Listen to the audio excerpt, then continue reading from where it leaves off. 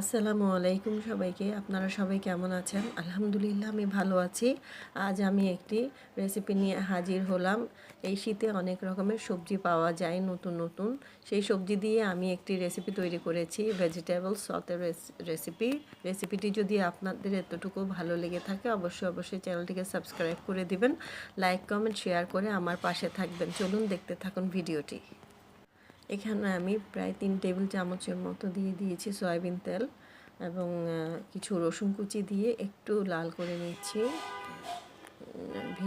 ভেজে নিয়েছি। ভেজে নেওয়ার পরে দিয়ে দিয়েছি এখানে আমি পেঁয়াজ কুচি এবং আদা রসুন পেঁয়াজের পেস্ট দিয়ে দিয়েছি টোটাল 1 চা চামচ।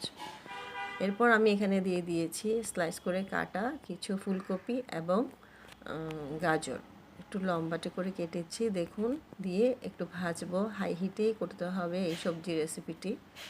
এরপর এখানে আমি দিয়ে দিয়েছি ক্যাপসিকাম, চিচিঙ্গা এবং পেঁয়াজ। দেখুন লম্বা লম্বা করেই আমি কেটে নিয়েছি। আপনারা আপনাদের সাইজ অনুযায়ী কাটতে পারবেন, তাতে কোনো সমস্যা নেই। যে যার যার পছন্দ মতো কেটে নিতে পারবেন।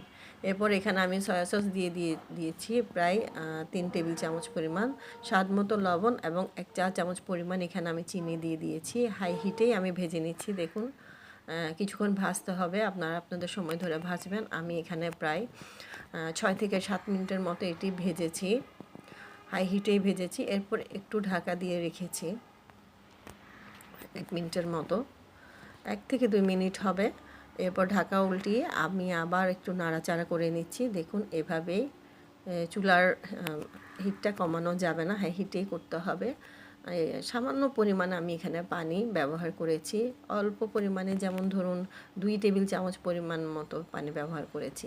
তো হয়ে গেল আমার সবজি রেসিপিটি। আল্লাহ হাফেজ, সবাই ভালো থাকবেন।